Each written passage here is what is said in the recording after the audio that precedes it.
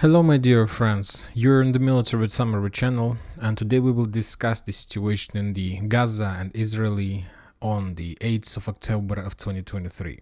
Today we have a lot of very interesting updates, so let's start. If you take a look at this map, we're going to see a significant number of icons all over the territory of Israel, of Gaza, and so on, and all of them means something. If we try to describe, to understand what exactly is going on, if we want to describe the entire situation in Gaza area, we can use just one regular word and we can call this situation balagan. Because both sides report a lot about some success, about advances, about achievements. The Palestinian forces reported that there are currently very fierce clashes in the cities by the name of Ashdod. There are very fierce clashes in the city by the name of Ashkelon.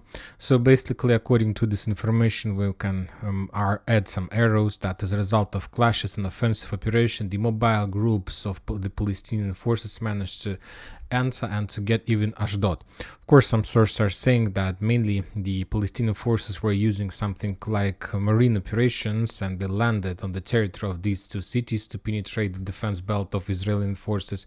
But anyway, we understand that the Palestinian forces don't have possibilities to control the situation. The only thing they can do is to send mobile forces to make some panic and to force the Israeli forces to stretch them from one side to another. And this is exactly what the Palestinians currently try to do, to stretch the Israeli forces. Furthermore, the sources are saying about very fierce clashes on the border with Gaza in the cities like Sderot. Today they published like the videos and photos of results of clashes for the police department. As you can see, the building was reduced to ruins. And probably as a result of that clashes, the Israeli forces managed to establish control over it and stabilize the situation. But later this evening we got more updates that currently there are still fierce clashes in this area. And the thing is that we suppose and we expect some clashes between one army and another army, as we used to see in the special military operation in Ukraine, when there is a strict front line, two armies on both sides from the combat line, and there are very fierce clashes and artillery. But if we compare the situation in Gaza, it is a completely different situation, because the Israelis is the part who has army, and when talking about the Palestinians, they don't have army, they have significant number of mobile groups. And the main purpose of these mobile groups is not to fight against the Merkava tanks, against F-16, F-35s. The main purpose is to try to find a weak point in defense belt of Israelis and to attack only at the places where they know they can win. And this is the main difference. They're not attacking anytime they see the enemy. Let's say the Israelis. The Palestinians attack only then when they know for sure that they can win, that they can kill, that they can reduce the number of Israeli forces, at least for one soldier. Furthermore, the sources are saying about very fierce clashes in the city like Kfar Aza, but some sources are saying that this settlement was taken already. And a lot of mappers, a lot of people publish their own like speculations, projections about the situation, the maps, the progress. Some sources are saying that the main purpose of Gaza forces, of Palestinians, to establish control, or to be more precise, to connect like two sides of Palestine in this area. But I think that this is like the wrong things. I'm not sure that the Palestinians have possibilities to do this. And probably the only thing they want to do one more time is to get as deep as possible, to stretch forces of Israeli forces, and first, the most important, to show the world, and not just the world, to show Egypt, to show Syria, to show Lebanon, to show Iran, to show every single country around Israelis that Israelis are weak. So this is the main purpose.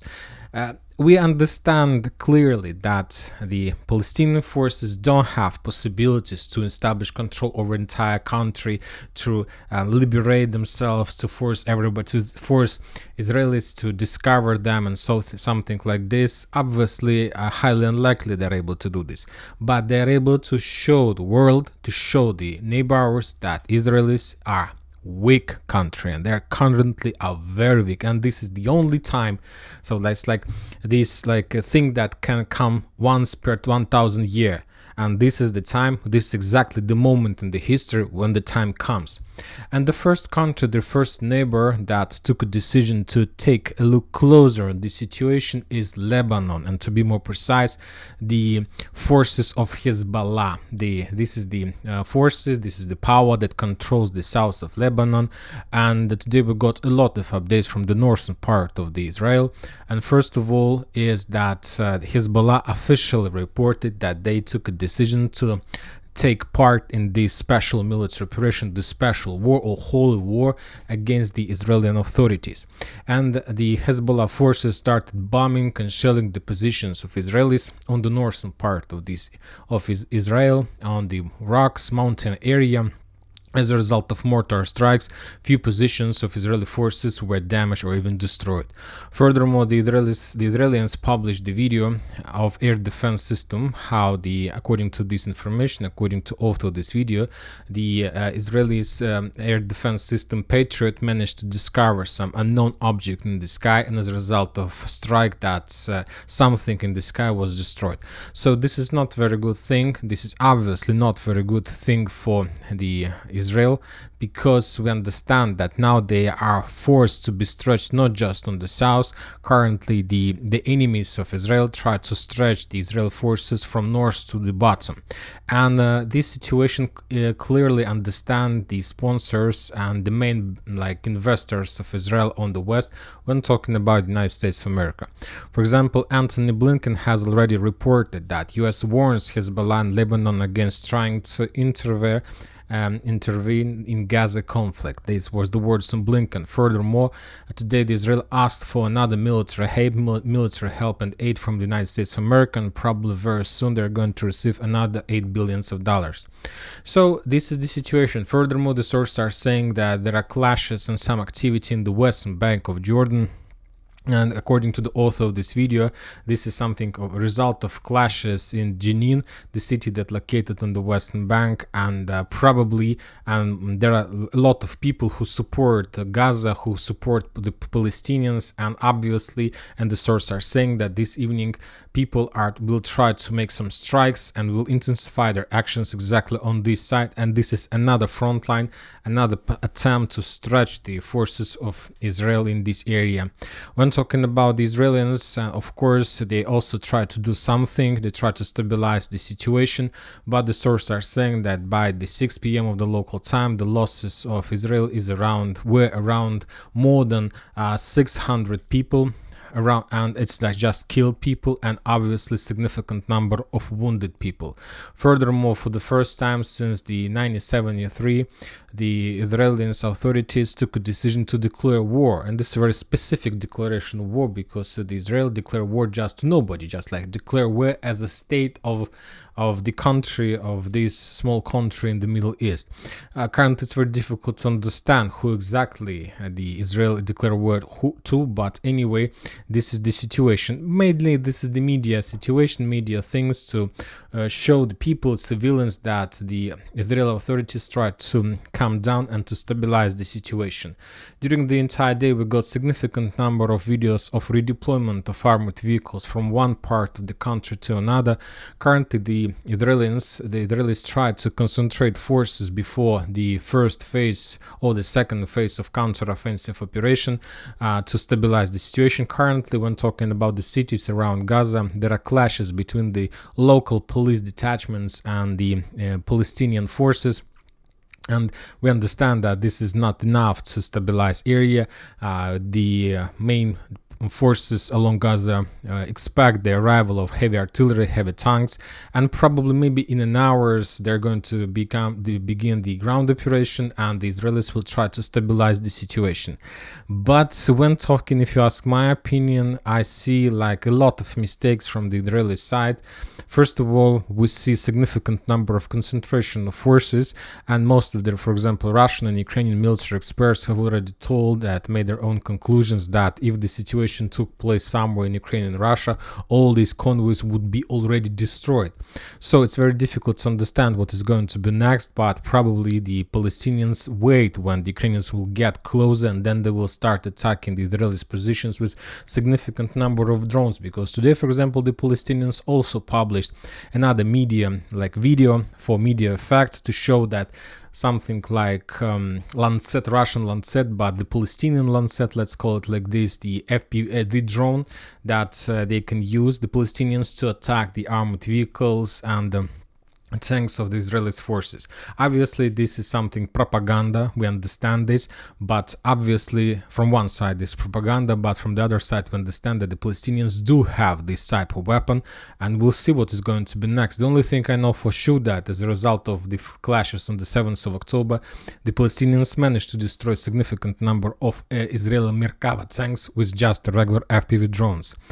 When talking about the southern area, there are also very fierce clashes, and the sources are saying about the progress, about the further progress of mobile groups in between Gaza and the southern part of Israel. Obviously, they are not able to control the cities. They only can do is to stretch the Israelis. The Israelis are trying to concentrate their forces also on the south. We have a lot of videos with Western weapons, with M113 armored vehicles, with self-propelled howitzers, with tanks. They still continue concentration before the next or the first counterattack attempt. Meanwhile, the Israeli Air Forces, to be more precise, F-16, F-15, F-35, continue clashes, continue bombing and attacking the Gaza with all types of weapons they have, without counting the Gaza civilians' losses and so on. As a result of those strikes, the Israeli Air Forces have already destroyed significant number of buildings, significant number of places and so on. The sources are saying that just as a result of bombings, up to 400 people were killed during the first day of bombings. A few thousands of people were wounded. Furthermore, the sources are saying that as a result of another air bomb, the Israelis managed to kill the head of Hamas, but not of the military wing. And this is very important.